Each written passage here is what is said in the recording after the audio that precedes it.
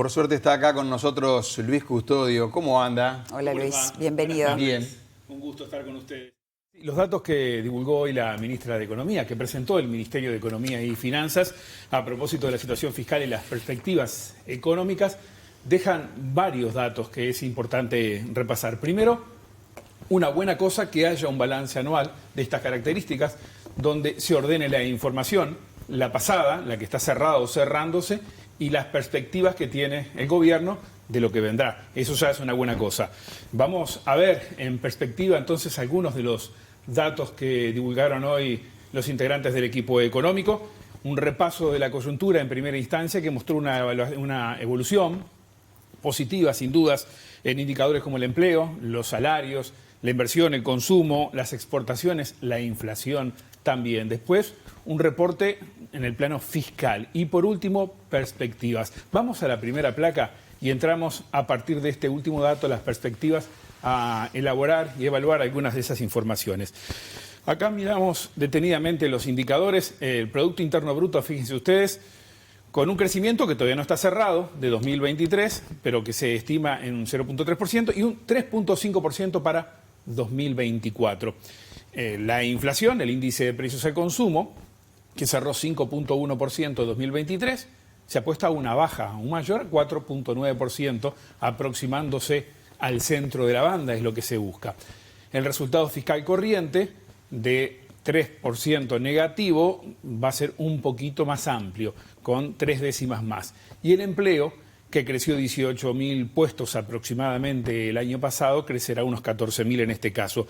Si miramos un poco más detenidamente algunos de los indicadores, ya pasamos a la próxima placa y hablamos de la actividad económica, esa referencia que teníamos ahí del Producto Interno Bruto. El crecimiento esperado del PIB está en línea con las expectativas. El repaso que hizo la ministra, como vimos en el testimonio recién, apuntó a los resultados positivos obtenidos al cierre de un año que fue de menos a más, con un fuerte impacto de la sequía en la primera mitad, un año donde también se sintieron los efectos de la diferencia cambiaria con Argentina en varios indicadores. Es por eso que se pondera como bueno el magro crecimiento económico que mostrábamos se tuvo. Allí tenemos una referencia año a año, los dos últimos que tienen un asterisco, porque son uno una estimación y el otro una proyección. Aún no cerrado 2023 y aún casi que no recorrido 2024.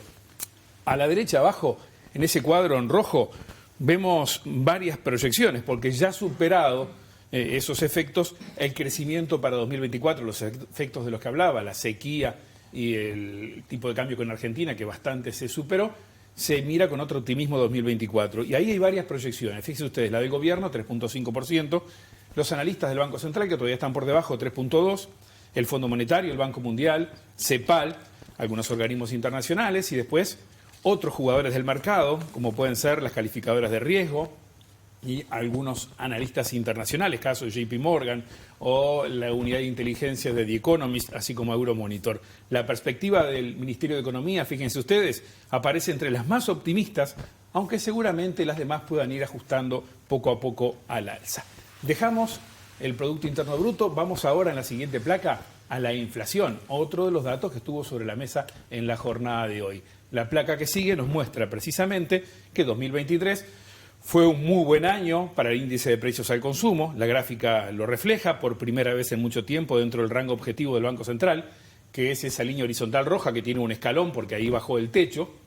Fíjense ustedes, siempre por encima y en 2023 casi colgadamente, diría, por debajo. Desde el Banco Central y el Ministerio de Economía se apuesta a cerrar el periodo en el centro del rango meta. Seguramente sigan ajustando a la baja las expectativas, pero por ahora están para 2024 claramente por encima de lo que espera el gobierno. Ese cuadro rojo a la derecha, fíjense ustedes, lo muestra. Miren 2024, lo que prevé el Ministerio de Economía y los analistas, el mercado financiero y también los empresarios, todos están por encima. En un horizonte un poco más amplio, que es la segunda columna, como el que se observa para la política monetaria, 24 meses, esas perspectivas van convergiendo a valores más bajos claramente. Otra dimensión para observar la información que manejó hoy el Ministerio de Economía tiene que ver con el frente fiscal. Eso lo vemos en la siguiente placa. A este cuadro nos da una referencia clara. la regla fiscal que se comenzó a aplicar a partir de esta nueva administración y que se basa en 3 pilares que establecen metas, objetivos. Podemos ver allí, el primer pilar, el gobierno estuvo en la meta, 2,7% de rojo fiscal. Para el año próximo tolera un rojo levemente más alto, 2,9. En el segundo pilar se cumplió con holgura, fíjense ustedes, lejos del techo de gasto que está ligado al crecimiento potencial, se amplía un poco más para 2024. Y el tercer pilar, eso está en miles de millones de dólares.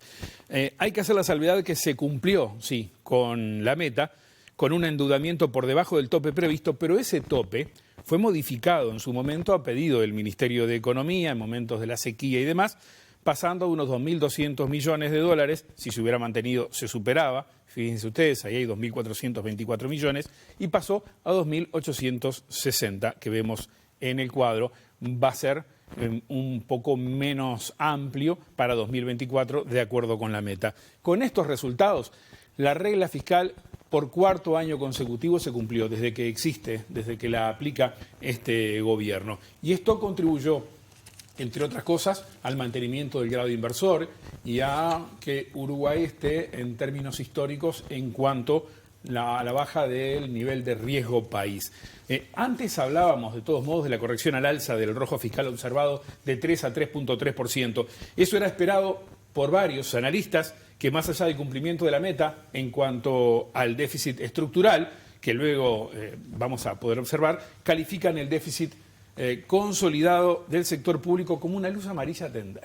Que hay que tomar referencias de todos modos de ese 3 y luego 3,3 más allá de lo que observábamos en el estructural. De esto tenemos casi todos los días opiniones a nivel de los analistas que han debatido sobre este asunto. Y un último dato, el mercado de trabajo, el empleo en esta última placa. Creció en el año, acompañado de los salarios también, y un desempleo que no bajó, dada la mayor participación de personas buscando trabajo. Allí vemos año a año cómo ha ido creciendo, y el dato de 2024 que está estimado a este momento. Las perspectivas son de incremento del empleo el año que viene, pero algo menor al pasado. Fíjense ustedes, ahí está, 14.000 empleos por encima de 2023 y se estaría llegando al cierre entonces del periodo a unos 80.000 puestos de trabajo aproximadamente, quizás algo menos, de 2019 como referencia.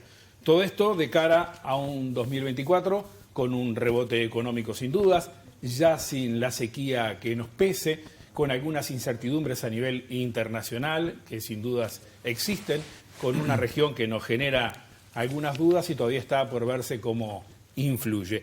Todo esto además en año electoral, así que habrá que esperar un poquito más para tirar algunas líneas sobre 2024. Muy bien, Luis, muchas gracias.